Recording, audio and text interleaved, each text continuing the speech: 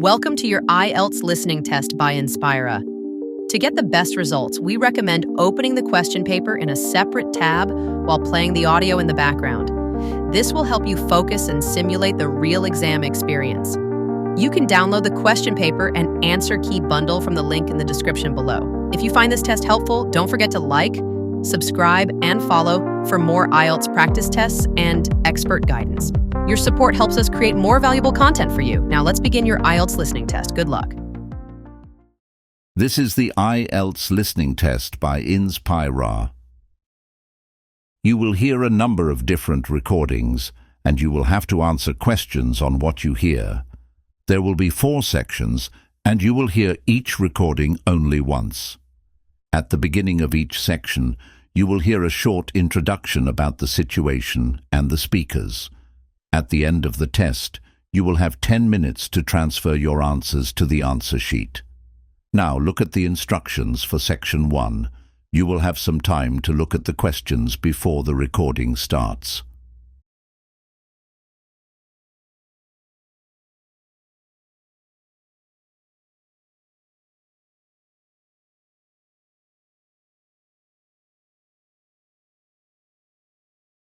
Section 1.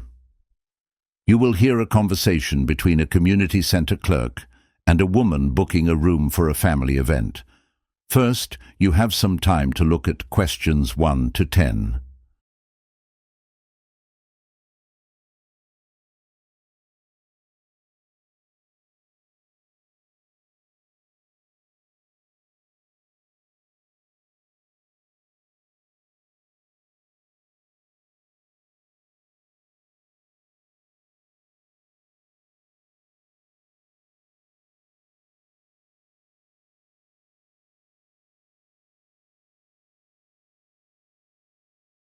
Hello, welcome to the Oakwood Community Center. How can I assist you today? Hi there. I'd like to book a room for an event. My name's Sarah Jenkins. Lovely to meet you, Sarah. What type of event are you planning? It's a family reunion. We've got relatives coming from all over, and it's been ages since we last got together. That sounds wonderful. And when would you like to hold this reunion? We're looking at June 15th. It's a Saturday, so it works well for most of the family. June 15th, got it. How many guests are you expecting to join you? I'd say about 50 people. It's a big family, and we're hoping everyone can make it. 50. All right. Now, we've got a couple of rooms available. There's the main hall, which can hold up to 80, or the garden room, which is smaller, about 30 capacity. Which one would you prefer? Oh, definitely the main hall. We'll need the extra space, especially if a few extra cousins show up. Good choice. Can I have your contact number in case we need to reach you? Sure. It's 0789123456. That's my mobile. Perfect, I've got that down. What time were you thinking of starting the event? I was hoping for around 3 p.m. That gives people time to travel and settle in.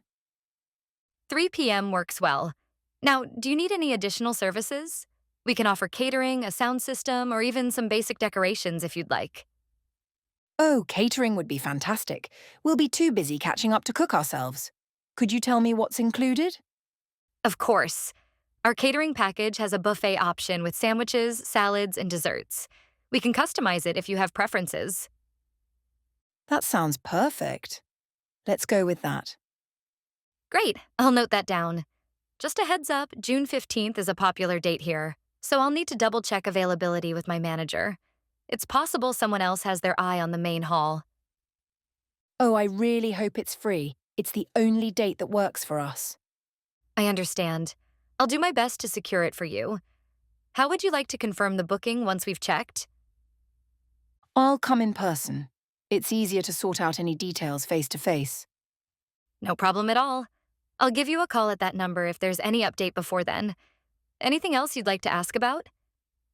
Not right now, thanks. You've been really helpful. My pleasure, Sarah. I hope your reunion goes brilliantly. That is the end of Section 1.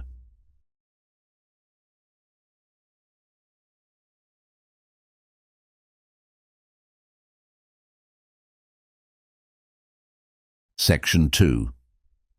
You will hear a guide giving information about a local farmer's market. First, you have some time to look at questions 11 to 20.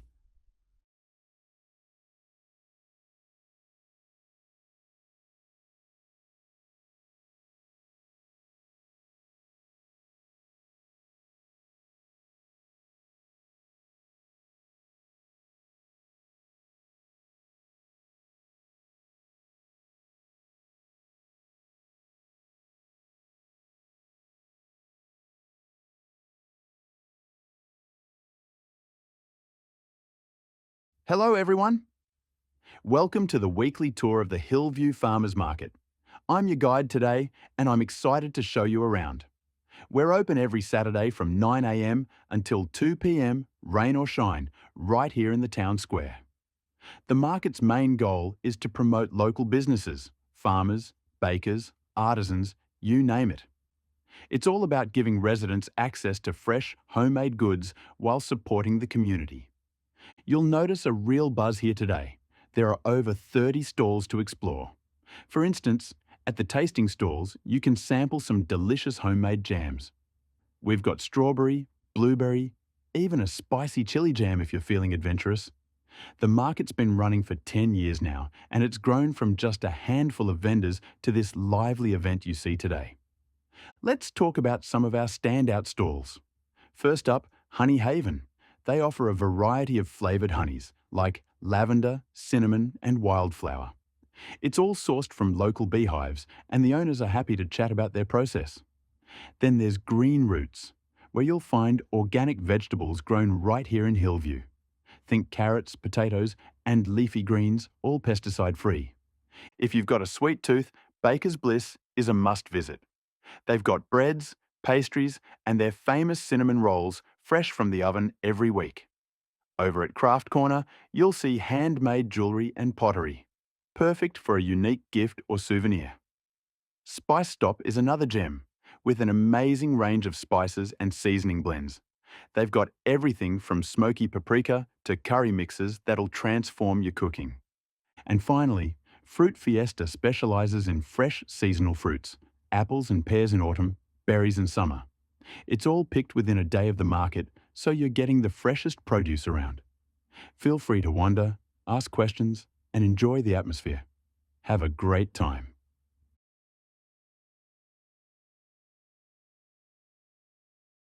That is the end of Section 2. Section 3. You will hear a conversation between 3 university students discussing a group project. First, you have some time to look at questions 21 to 30.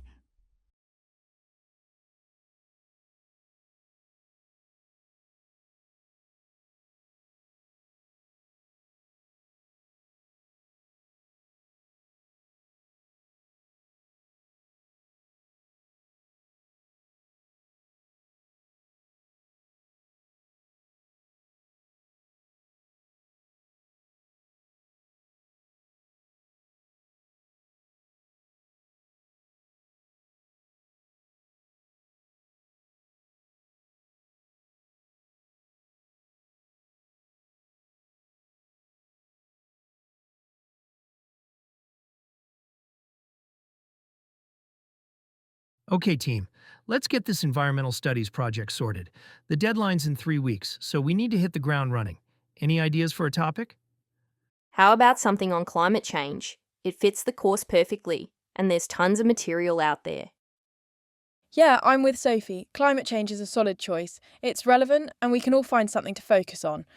All right, climate change it is then. The professor said it has to tie into the course themes, so that works. Now, we've each got to present for at least 5 minutes, which means we need a decent chunk of content. How about we split the tasks? Good idea.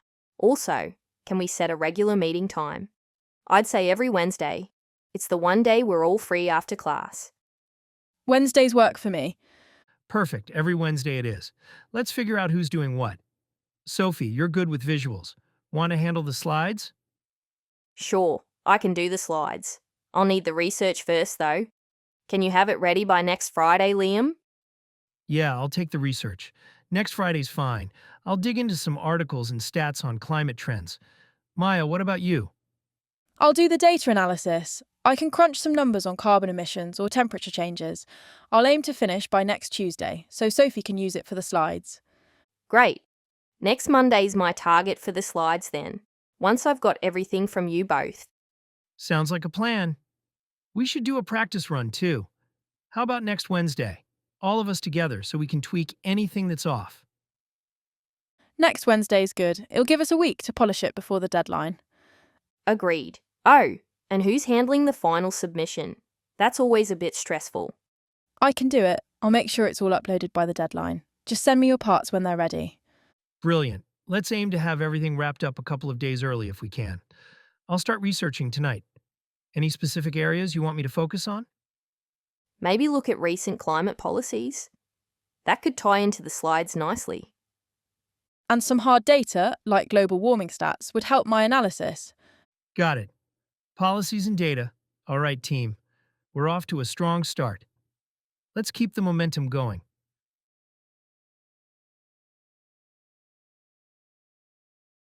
That is the end of Section 3. Section 4. You will hear a university lecturer talking about urban gardening. First, you have some time to look at questions 31 to 40.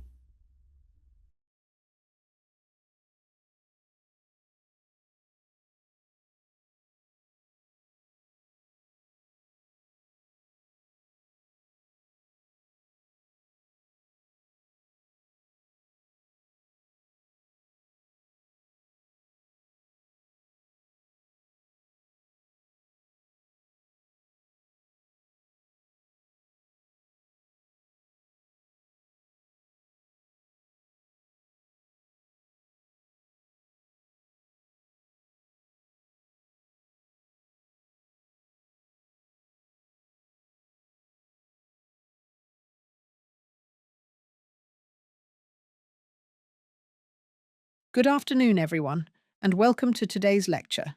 I'm Dr. Helen Carter, and we're diving into the topic of urban gardening, essentially growing plants in city areas. It's a trend that's taken off in recent years, and it's not hard to see why when you look at the benefits. For starters, urban gardening improves air quality. All those plants, whether they're on rooftops, balconies, or in backyards, act like natural filters, soaking up carbon dioxide and pumping out oxygen. It's a small but real boost for city environments. Another big plus is that it reduces food costs for households. If you're growing your own herbs, vegetables, or even fruits, you're cutting down on grocery bills and getting fresher produce to boot. And beyond that, it encourages community interaction. I've seen neighborhoods transformed when people start sharing seeds, swapping tips, or working together on a shared plot. It builds a sense of connection that's often missing in urban life. Of course, it's not all smooth sailing. There are challenges to tackle. One major issue is limited outdoor space. In cities, you're lucky to have a tiny balcony, let alone a full garden, so space is at a premium. Then there's the soil. Urban soil can contain pollutants like heavy metals or chemicals from years of industrial use, which makes it risky for growing edible plants. And don't forget the upkeep. It requires regular maintenance. You've got to water consistently, pull weeds, and keep an eye on pests, which can feel like a full-time job in itself. So, how do we overcome these hurdles? One smart solution is vertical gardening, using walls, shelves, or stacked planters to make the most of small spaces. It's efficient and can even look pretty striking. Another step is to test the soil with testing kits. They're affordable and let you check for contaminants before you plant anything you'll eat. And finally, I'd recommend getting local volunteer groups involved. They can bring expertise, extra hands, and sometimes even funding to get projects off the ground. Cities like Bristol and Portland have seen huge success with this approach. That's the overview for today. Next time, we'll look at some case studies of urban gardening projects around the world. Any questions before we wrap up?